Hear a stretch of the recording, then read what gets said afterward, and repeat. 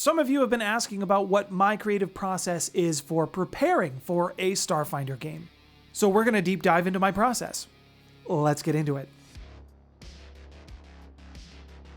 Hello everyone, welcome to the Maple Table. My name's Nathaniel. This is a channel where we discuss role-playing games such as Starfinder and Werewolf the Apocalypse. So if that's something you're interested in, I would love to have you join me at the table.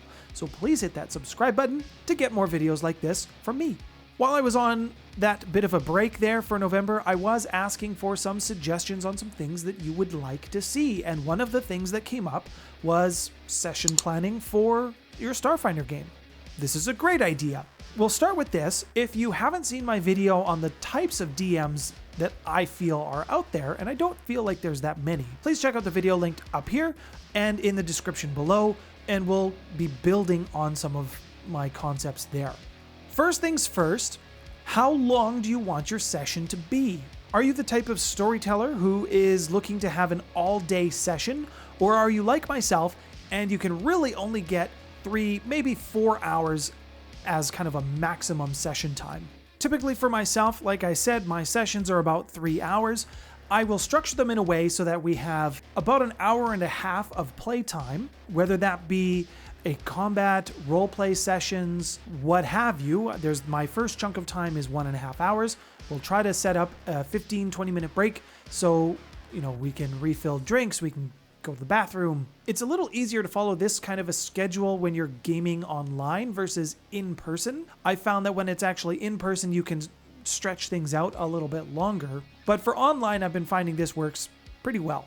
And then your back half for your gaming session would be that last hour and a half, maybe a little bit longer depending on what your players have done. If you're running a traditional group of just 4 players and yourself as the storyteller, your combat is going to be typically between 45 minutes to an hour just for one of them. For myself and my groups, we tend to focus a little bit more heavily on roleplay aspects. So I typically devote more time for my players to roleplay their characters and have these conversations, which means there's not generally as many combats. I still try to fit in 1 combat per session so that even the players who are not as strong in the roleplay aspects have something to do when it comes to combat time. At your table, this may vary. You may have a group who is entirely combat focused and they really don't want to do the role-playing aspect of things, or at least not focus on that as much. If that's the case, then I would suggest maybe putting in 2 combats for a 3-hour session. I have had sessions where between me and my players, we've advanced the story based off their decisions, and there's actually been no combat involved. As a storyteller, be prepared for that to happen in a roleplay focused group. If you're playing with new players, expect your combat to take probably an hour and a half, maybe even 2 hours, simply because everyone's learning the rules. You'll have to flip through and look up and find stuff, and that's okay. As long as people are asking questions and they're learning, eventually your combats will speed up. If they're not speeding up, then that might be a conversation that you need to have with your players on, are they enjoying the game? Are they not understanding something that maybe you need to talk with them outside of the game? Or it could even just be that the player is not thinking about what they want to do and taking forever to decide what they want to do on their turn. If that's a consistent habit, then maybe take that player aside and talk to them privately to see if you can sort that out. The timing aspect of your sessions is more so an art than it is a science. And the only way you will learn to get that down for yourself is by doing it. And this will change with every group of players that you've got. So that's why I say this is more of an art than it is an actual science. But keep those timeframes that I've mentioned in the back of your mind when you're doing your planning, and they will be a good guideline for you. Now there's actually 2 types of encounters that I plan for, and this goes not just to Starfinder, but to any role-playing game. The first encounter that you have is your roleplay encounters. You need to set the opportunity for the players to ask their questions, roleplay their characters, give them the opportunity to shine in that sense. The second encounter that you have is your combat encounter. Starting with your first encounter, your roleplay encounters. This is those roleplay encounters where they're talking to the quest giver, they're investigating while they're on their mission, their quest, whatever it is, and they're meeting those random people, those random NPCs that you have to fulfill and give names to because they often ask for names. Pro tip, have a list of names ready to go. And if you have used those names, write them down. Write them down and a little bit of information about the NPC so that you can create reoccurring characters. Don't have to do this for every NPC that you make, that's just a lot, but sometimes the players will latch onto some nugget of information that you didn't intend. So having a record of who you've made up on the spot makes you seem like you've planned it all along. Now, if you're doing your initial meeting or your quest givers just starting them on their new story arc, generally I will give them very little information. I give them enough to go on that they have some choice. So it's not necessarily railroading, but you're saying, okay, here's path 1, here's path 2, maybe even path 3. Which one do you want to start off with? As the storyteller, you should already know what the end result is, what's happening behind the scenes. And if you're going to set them up with the option of multiple paths, make them connect at the end. There's nothing worse than when you set an option for your players only to have it be meaningless. I really don't like meaningless choices. And the other thing that I can suggest is when your players are making their investigations or they're looking for clues, give them clues. In my games, there's always going to be one aspect that the players get always, without a roll. Don't put this behind any sort of check, because what will inevitably happen is you've got this one important piece of information that you need your players to get, and they all fail the rolls and you can't give it to them. You don't want that. You always, always, always give your players at least enough information to make the next step. I think of it almost a bit like a pyramid. So they always get their nugget. They always get the new story direction. You've given them a path. They go to the place and they've done the thing. They've got the MacGuffin or whatever it is. Now they need to know what to do next. In that spot where they get whatever it is that they're looking for, I will have extra clues that I want to provide them. Something that will make it maybe a little easier, maybe point them in a better direction. For example, in a fantasy setting, if they've found something and they know that it was produced in a country, good, then they know where to go next. And in that sense, it's broad. They have a direction, they don't really have a finite direction. Next, as they're starting to do their investigations, what's in the room? What else can we find? What other clues can we give them? That's where your checks come in. And your checks should give you further clues down the line. Not enough to unravel the whole story, but again, narrow that scope. So you've told them that they need to go to X country because that's where this one thing was produced. The next clue tells them that this is produced in only 2 regions of that country. Great. Now they have a narrower search. And maybe they've done some really good investigation, they've asked some right questions, or they just rolled really well, and you can say, oh yes, this particular item only exists in the cathedrals of this particular region. Great, now that's even finer. So start with your clues to point your players in a broad direction, and as they're doing their investigation, narrow that scope. That's how I think about it anyways when I'm designing these types of either roleplay encounters or they're doing some sort of investigation. That's how I think about it. I know that there's clues that they will find, and I don't put those clues in a exactly specific spot. Wherever the players look, that's where they will find something. Again, play to your group, because some will be good at computers, some will be good at magic, some will be good at doing the talking. So have these clues ready to go and know that you want to give it to them. Keep them in the back of your mind.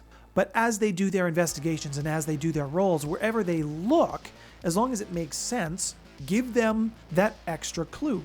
So that's what I think about when I'm designing an encounter that's not combat oriented. Before we move on to combat encounter designs, tell me in the comments below what are some of your strategies and what are some of the ways that you design your encounters. If you're enjoying the video today, please give me a good thumbs up, as that really helps the YouTube algorithm and promote my channel.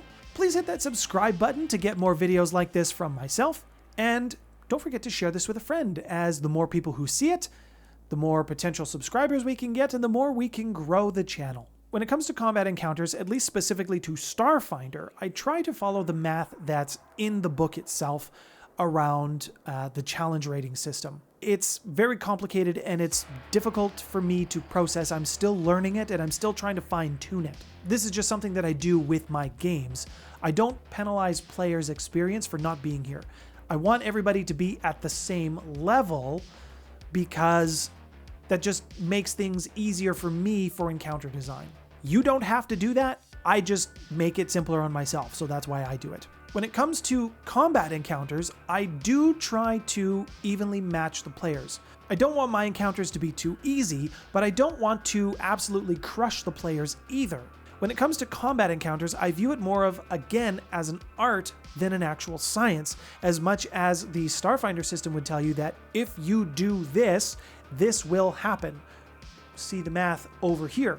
I have played in games where we have been what would be considered an extreme challenge rating. And because the enemies in my mind were powerful, I would call them almost bland. They were amped up to be correct by the book for being a correct challenge rating or an extreme challenge rating. With myself as the player and a few of my friends though, we're all gamers. We've gamed together for a very long time. These challenges, or these combat encounters, we were walking through them. We never, or very rarely, I think only like twice, did we actually have somebody go through their stamina points. And even though they got into their health points, they didn't go that far in.